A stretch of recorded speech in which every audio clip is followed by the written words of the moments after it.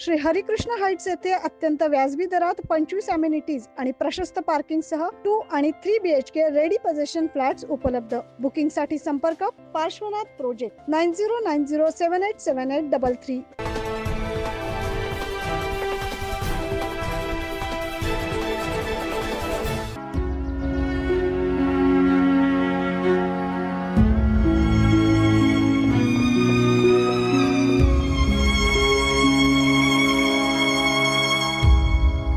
नाशिकच्या सिडकोतील पवननगरमध्ये 8 वर्ष मुलाकडून वही खरेदी करताना पेनाचा बॉक्स व इतर वस्तू खाली पडल्यानं दुकानदारानं बेदम मारहाण केली। मुलाच्या अंगावर लाथाबुक्क्यांनी मारहाण करत चांगले वळ उमटवले। या प्रकरणी अंबड पोलीस स्टेशनमध्ये 3 संशयितांवर गुन्हा दाखल करण्यात आला। शहरातील सिडकोच्या रायगड चौकात 8 वर्ष यशराज अभिजित पाटील या मुलाला परिसरातील लकी जनरल स्टोअर्स येथे नोटबुक खरेदी करण्याकरता गेला असता त्याच्याकडून पेनाचा बॉक्स व इतर वस्तू खाली पडल्यानं 78 वर्षीय इसमासह त्याच्या दोन्ही मुलांनी मुलास बेदम मारहाण केली। अक्षरशः यशराजच्या पाठीवर पायाच्या पंजाचे व चपलांचे निशाण उमटले। अशी निर्दयी मारहाण यशराजला करण्यात आली, कारण केवळ पेनाचा बॉक्स व इतर वस्तू खाली पडल्याने ही मारहाण करण्यात आली। मी माझ्या दीदीसोबत मॅथची नोटबुक केला गेलो तर माझ्याकडनं डायपरचं एक पॅकेट पडलं। मी उचलायला गेलो त्याने मारणं चालू केलं। मी त्या काकाला हात बी जोडले, सॉरी बी बोललो, काका मला सोडून द्या, मी तुमचे जेवढे पैसे असतील तेवढे भरायला तयार आहे, मला सोडून द्या। माझ्या पप्पांनाही बोलवून आणतो, मी मम्मीलाही बोलवून आणतो, तरी पण त्यांनी मला सोडलं नाही, चप्पल बोटाने मारणं चालू केलं। त्यांना विचारायला गेलो असतो, जॉब विचारायला गेलो असतो तर त्यांनी पण मला मारहाण केली। मी त्याला विचारलं पण त्यांनी ऑलरेडी 2-4 लोक गोळा करून ठेवलेले वाटतं, तर मला काही त्यांनी बोलू दिलं नाही, तर मलाच मारणं चालू केलं त्यांनी। हो, तो अंबड पोलीस स्टेशनमध्ये गुन्हा दाखल केलेला आहे। तो नेहमी जातो तिकडे आणि असं घडलं।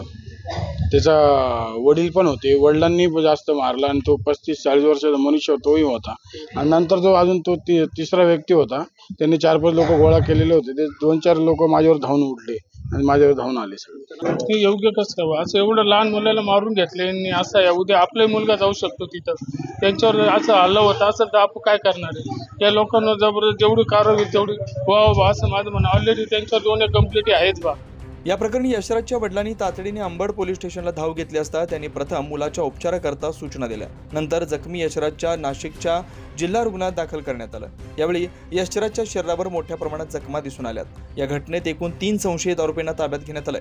यामध्ये 78 वर्षीय इसमासह 36 वर्षीय बशीर जामदार अन्सारी व 36 वर्षीय इरफान जैनुद्दीन अन्सारी यांना ताब्यात घेण्यात आलं। याविषयी अधिक माहिती अंबड पोलीस ठाण्याचे वरिष्ठ पोलीस निरीक्षक सुनील पवार यांनी दिली। काल अंबड पोलीस ठाणे हद्दीमध्ये एक पवननगर परिसरामध्ये लकी गिफ्ट स्टोअर नावाचं दुकान आहे। त्या ठिकाणी एक 8 वर्षाचा मुलगा यशराज पाटील हा तिथं नोटबुक घ्यायला गेला होता, तर त्याच्याकडे काउंटरवर काहीतरी पुस्तकं खाली पडली, तर त्यावेळेस दुकानाचे जे मालक होते त्यांना त्याचा राग आला आणि त्यांनी चपल्या आणि बुटाने त्यांना मारहाण केली।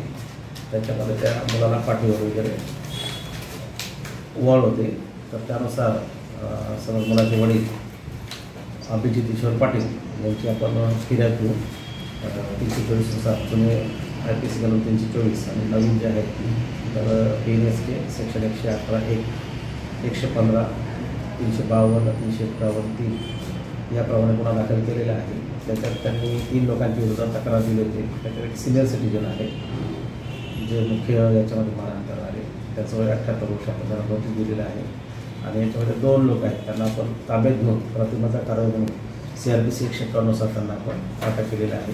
या प्रकरणी 3 संशयितांना ताब्यात घेण्यात आले। 78 वर्षीय दुकान मालका ज्येष्ठ नागरिक असल्यानं त्यांना समन्स नोटीस बजावण्यात आले, तर इतर दोघांना CRPC 151 नुसार 24 तासांसाठी ताब्यात घेण्यात आले। या घटनेचा अधिक तपासात CCTVतून उघड होईल असं पोलिसांच्या तपासातून म्हटलं जातंय। मात्र दरवाजा बंद करून मारहाण केल्यानं हे CCTV फुटेज मिळतील का नाही याबाबत देखील शंका व्यक्त केली जाते। सिडकोसारख्या भागात अद्यापही जातीयवाद संपलेला दिसून येत नसून लहान मुलाच्या बेदम मारहाणीवरून या ठिकाणी अद्यापही जातीय धार्मिकतेचा तेढ मोठ्या प्रमाणात असल्याचं दिसून येत आहे। या घटनेचा सिडको नाशिक शहरात तीव्र निषेध व्यक्त केला जात आहे। यापुढे अंबड पोलीस आता काय कारवाई करणार हे बघणं आता महत्त्वाचं ठरणार आहे। मी नितीन चव्हाण, सिडको, नाशिक।